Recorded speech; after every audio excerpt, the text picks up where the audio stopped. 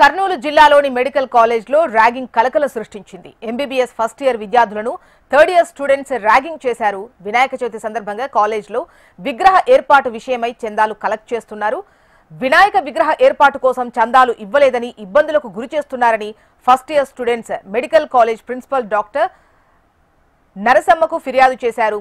కాలేజ్లో anti ragging committee ఏర్పాటు చేసి విచారణ చేపట్టారు. కమిటీ ఇచ్చిన నివేదిక ప్రకారం చర్యలు తీసుకుంటామని ప్రిన్సిపల్ నరసమ్మ తెలిపారు.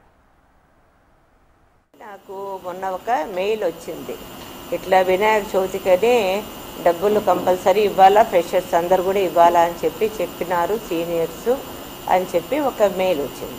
ఆ మెయిల్ వచ్చిన వెంటనే నేను వార్డెన్లను పిలిపించి చూడండి ఇట్లా మెయిల్ వచ్చింది, ఇది చాలా తప్పు. అందరూ ఇప్పుడు ఇష్టం ఉన్నోళ్ళు ఇస్తారు, లేనోళ్ళు ఇవ్వరు.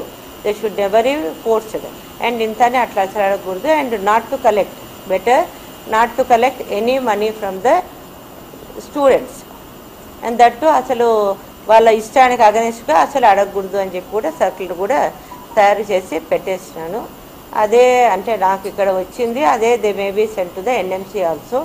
అందుకనే we form the anti ragging committee కూడా ఫామ్ చేసినాను నిన్న. యాంటీ ర్యాగింగ్ కమిటీకి కూడా ఎంక్వైరీ చేయమన్నాను.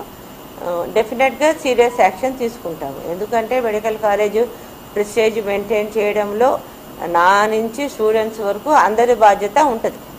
అందరూ సక్రమంగా ఉంటేనే కాలేజీ ప్రెస్టేజ్ ఉంటుంది.